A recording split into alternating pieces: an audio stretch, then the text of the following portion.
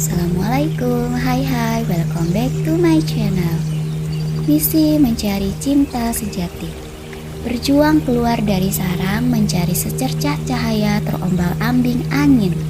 Singgah di rumah kamu, namun seringkali kamu sapu, dipenyet, bahkan dipijak.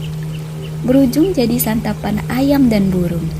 Bahkan tak jarang dari sebagian mereka ada yang selamat dan bisa melahirkan anak-anak yang akan menjadi penerus mereka kelak. Makhluk mungil yang terbang di malam hari terlihat indah di bawah sinar lampu dengan kepap sayap kuning keemasan. Dialah laron. Laron di setiap daerah mungkin memiliki nama panggilan yang berbeda. Ada yang menyebutnya alate, mungkin di daerah kamu tentu memiliki nama yang unik. Pernahkah kamu bertanya, kira-kira dari mana datangnya laron? Kenapa dia datang di malam hari? Dan kenapa dia sering mengelilingi lampu? Mari kita masuk ke pembahasannya. Laron. Jika berbicara laron, kita sama saja dengan membahas rayap dewasa atau rayap bersayap atau rayap terbang. Laron adalah nama lain dari rayap terbang yang sudah dewasa. Nama ilmiah Macrothermes gilfus. Ia masuk ke dalam jenis rayap kasta reproduktif. Rayap dalam bahasa ilmiah yaitu Isoptera. Laron sendiri adalah rayap tanah yang bermetamorfosis menjadi laron dewasa, yang ditandai dengan tumbuhnya dua pasang sayap dengan ukuran yang sama dan lebih panjang dari ukuran tubuhnya. Oleh karena itu, rayap diklasifikasikan dalam ordo Isoptera, yang berasal dari kata iso bermakna sama dan tera yang berarti sayap. Seringkali kita kedatangan laron di saat malam hari menjelang musim penghujan. Kira-kira kenapa ya? Musim hujan memaksa laron keluar dari sarangnya di bawah tanah. Ini karena kondisi sarang menjadi lembab dan dingin. Mereka bergerak untuk mencari tempat yang lebih hangat. Oleh karena itu, koloni laron kerap mengerubungi sumber cahaya yang hangat, seperti lampu bohlam dan bahkan televisi yang sedang menyala. Tahukah kamu, laron tidak hanya keluar untuk mencari kehangatan. Mereka keluar untuk mencari cinta sejati, memutus rantai kesendirian, serta mencari pasangan dengan harapan menemukan pasangan sejati. Laron hidup antara 1-2 hari setelah keluar dari koloninya, tergantung jenisnya. Setelah dapat pasangan betina atau calon queen, mereka akan terus hidup sebagai koloni baru dan ketika tidak berhasil akan segera mati.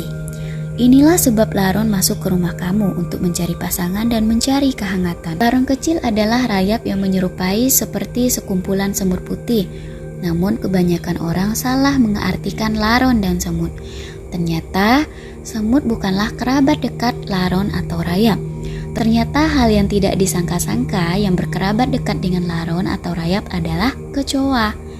Sebelum kita masuk lebih dalam tentang laron, mari kita mengenal rayap terlebih dahulu. Karena rayap adalah laron kecil yang masuk ke dalam kasta reproduktif. Tentu kamu sering melihat rayap entah di batang pohon atau bahkan di bawah tikar memakan lantai rumah kita. Saking dekatnya sama kita, rayap bisa kita temui di dalam rumah.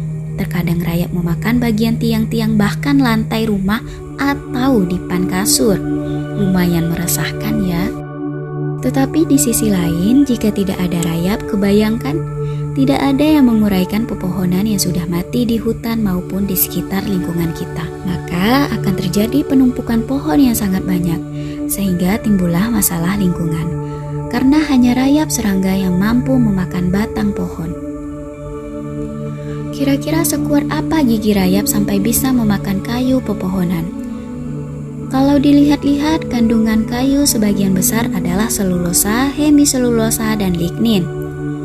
Dan makanan utama rayap adalah bahan yang mengandung selulosa. Rayap ditemukan di seluruh benua kecuali wilayah kutub. Keberadaannya lebih banyak ditemukan pada wilayah tropis dan subtropis. Rayap mempunyai mikroorganisme di dalam usus yang dapat mengubah selulosa menjadi bahan-bahan lain yang dapat dicerna oleh tubuh rayap. Rayap mampu mendegradasi tanaman karena dalam saluran pencernaan terdapat mikroba simbion pencernaan serat. Mikroba di dalam saluran pencernaan rayap terdiri dari protozoa, bakteri, spirositis, dan fungi. Keberadaan bakteri simbiotik dalam saluran pencernaan memungkinkan rayap untuk mencerna selulosa. Pada saluran pencernaan rayap Mastromeres darwiniensis dapat ditemukan bakteri Picromonospora citrea dan genus Solusiomicrobin Clostridium cellulophora yang bisa memproduksi enzim selulose kompleks. Rayap terbagi menjadi 3 kasta: kasta pekerja, kasta prajurit, serta kasta reproduktif. Rayap kasta pekerja adalah kelompok yang pertama kali dilahirkan oleh sang ratu. Rayap pekerja sangat dibutuhkan untuk mengurus segala macam kebutuhan ratu, mulai dari makan, membuat sarang, hingga menyediakan tempat bagi koloni dan kasta baru. Namun tahukah kamu, dari ketiga kasta, hanya kasta pekerja yang merusak bangunan. Jadi jangan salah lagi ya. Yang biasa menggerogoti bangunan itu kasta pekerja, bukan kasta yang lain. Selanjutnya ada kasta prajurit. Seperti namanya, rayap dari kasta prajurit berperan untuk menjaga sarang dari para predator yang mengancam. Mereka hanya menjaga sarang dan para pekerja dari ancaman predator. Tapi mereka juga tidak hanya diam di sarang, terkadang mengikuti rayap pekerja saat mencari makan dengan jarak yang cukup jauh. Sama seperti rayap pekerja, mereka tidak memiliki mata alias buta. Baik rayap prajurit dan pekerja juga mempunyai alat reproduksi yang tidak berjalan dengan baik atau bisa dikatakan mandul. Biasanya rayap prajurit memiliki ciri-ciri dengan bentuk kepala yang lebih besar. Pada bagian kepala terdapat moncong seperti tanduk dan di bagian ujungnya akan terlihat seperti meriam. Fakta rayap pekerja dan prajurit yang buta. Kira-kira bagaimanakah mereka berkomunikasi? Dan kira-kira bagaimanakah mereka berburu makanan sedangkan mereka sendiri tidak melihat? Rayap mampu mendeteksi kelembapan dan pembusukan. Rayap memiliki antena yang ditutupi reseptor pengindra kelembapan. Meskipun rayap tidak dapat mencium bau seperti manusia, antena mereka juga membantu mereka mengenali partikel bau. Mereka dapat mendeteksi bau kayu yang membusuk dan jamur tertentu dari jarak yang dekat. Tahukah kamu, rayap memiliki cara yang berkomunikasi yang unik. Mereka berkomunikasi dengan bahan kimia. Rayap pekerja bertugas memberi makan koloni, sebuah tugas yang berat tanpa kemampuan melihat pohon atau bangunan. Sebaliknya, para pekerja bekerja sama satu sama dengan yang lain dengan menyebar keluar dari sarang ke segala arah. Ketika mereka menemukan sumber makanan berupa kayu, rayap melepaskan bahan kimia dari perutnya. Mereka kemudian kembali ke koloni, menciptakan jejak kimia yang tak kasat mata yang dapat dirasakan oleh rayap lain. Mengikuti sumber makanan dan menelusuri kembali ke koloni untuk dibagikan kepada anggota koloni lainnya. Rayap berkomunikasi dengan getaran. Meski tidak memiliki telinga, rayap memiliki organ di kakinya yang membantu mereka merasakan gerakan. Rayap tentara memperingatkan anggota koloni lainnya ketika mereka menemukan penyusup atau patogen berbahaya dengan berulang kali membenturkan kepala mereka ke terowongan koloni. Selanjutnya kita masuk ke kasta reproduktif. Rayap kasta reproduktif atau laron adalah rayap bersayap dan satu-satunya kelompok yang bisa menghasilkan keturunan. Laron ini tergolong spesial. Mereka akan diberikan nutrisi terbaik oleh rayap pekerja karena dipersiapkan untuk membuat koloni baru.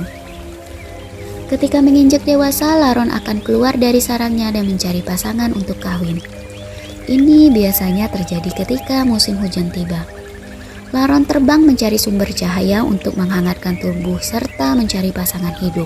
Mereka yang berhasil mendapatkan pasangan kemudian membuat koloni baru menjadi calon ratu dan raja. Dari sekian banyak laron yang terbang, hanya 10% saja yang berhasil mendapatkan jodohnya. Yang lainnya gagal, mati menjomblo. Misi mencari jodoh laron penuh tantangan.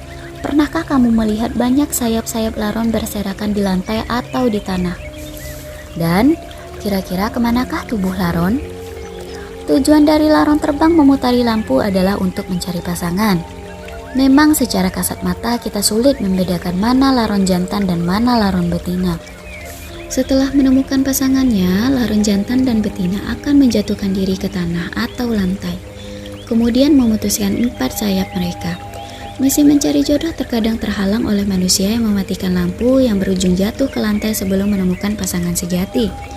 Berakhir jadi santapan cicak, kucing, bahkan dipatok ayam. Ada juga yang disapu oleh manusia.